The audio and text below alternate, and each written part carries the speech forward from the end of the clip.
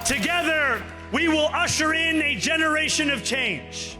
სოფლიოს ყველაზე მდიდარ ქალაქს ახალი მერი ხავს. ნიუ-იორკელებმა ქალაქის 111 მერად 33 წლის ზოჰრან მამდანი, მუსლიმი დემოკრატ, სოციალისტი და პირველი თაობის იმიგრანტი აირჩიეს, რაც თანამედროვე ნიუ-იორკის პოლიტიკურ ისტორიაში ერთ-ერთ ყველაზე მასშტაბურ ცვლილებად ითვლება. მამდანიმ გადამწყვეტი უპირატესობით დაამარცხა ყოფილი გუბერნატორი ენდრიუ კუომო, რომელიც დამოუკიდებელ კანდიდატად იყრიდა კენჭს, ასევე რესპუბლიკელი კურტის სლივა. Ამ გამარჯვებამ აჩვენა, რომ ქალაქის ამომრჩეველი სულ უფრო მეტად იხრება პროგრესული პოლიტიკისკენ. თავად ზოჰრან მამდანი 1991 წლის 18 ოქტომბერს კამპალაში, უგანდაში დაიბადა. მისი მამა ცნობილი მეცნიერი მაჰმუდ მამდანია, ხოლო დედა მსოფლიოში აღიარებული რეჟისორი მორა ნაირი. მამდანი 7 წლის იყო, როდესაც ოჯახთან ერთად ნიუ-იორკში გადავიდა და ქვინსში დასახლდა. უბანში, რომელიც წლების შემდეგ მამდანის პოლიტიკურ საყრდენად იქცა. მამდანი ბოუდუინის კოლეჯში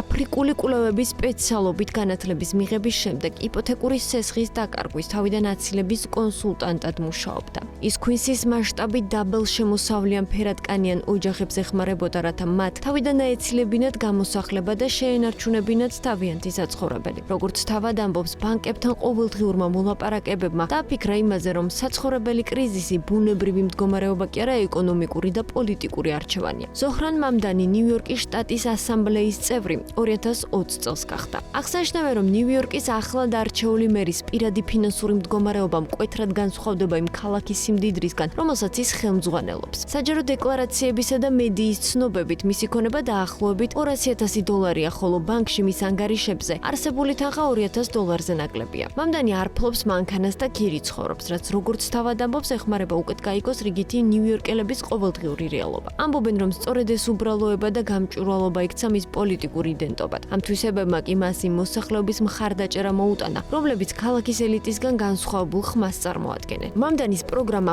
ამბიციურია და აშკარად გადანაწილების პრინციპებზეა დაფუძნებული. ის ნიუ-იორკში გამეფებული, ეგრეთ წოდებული საცხოვრებელი ხარჯების კრიზისის დაძლევას გეგმავს, რისთვისაც სოციალურ ბინებში მაცხოვრებლებისთვის ქირის ფასის ერთნიშნულზე სტაბილიზაციას, ანუ გაყინვას აანონსებს. ახალი მერის გეგმებშია მუნიციპალურ ავტობუსებში ბილეთების გაუქმება, ასევე საჯარო ბაღებისა და მოვლის სერვისების გაფართოება. მამდანი აპირებს, რომ შექმნას ქალაქის საკუთრებაში არსებული სურსათის მაღაზიები და გაუზარდოს გადასახადები მსხვილ კორპორაციებსა და მაღალ შემოსავლიან მოქალაქეებს. ახლად არჩეული მერის პროგრამის მიხედვით მისი სურვილია ააშენოს 200,000 ხელმისაწვდომი საცხოვრებელი ერთეული და რადიკალურად განაახლოს სატრანსპორტო სისტემა, ისე რომ ის ყველასთვის ხელმისაწვდომი და ეფექტიანი გახდეს. მამდანის მმართველობის პერიოდში მოსაოდნელია, რომ მმართველ ძალას ფოკუსი ხელმისაწვდომობასა და სოციალურ თანასწორობაზე ექნება. ეკონომისტები მთელ ამ პროცესში მთავარ გამოწვევად პროგრესულ ხარჯვასა და ფინანსურ დისციპლინას შორის ბალანსის პოვნას მოიაზრებენ. ისინი ფიქრობენ, რომ ეს იქნება ერთგვარი ტესტი, რომელიც განსაზღვრავს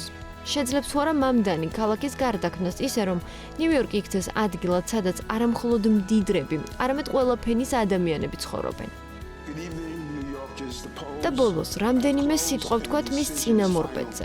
მამდანიმ თანამდებობა ერიკ ადამსისგან გადაიბარა, რომლის მმართველობაც გახმაურებული სამართლებრივი სკანდალების ფონზე დასრულდა. ადამსი 2024 წელს ქრთამისა და კამპანიის დაფინანსების დარღვევის საქმეში ბრალდებულად გამოცხადდა.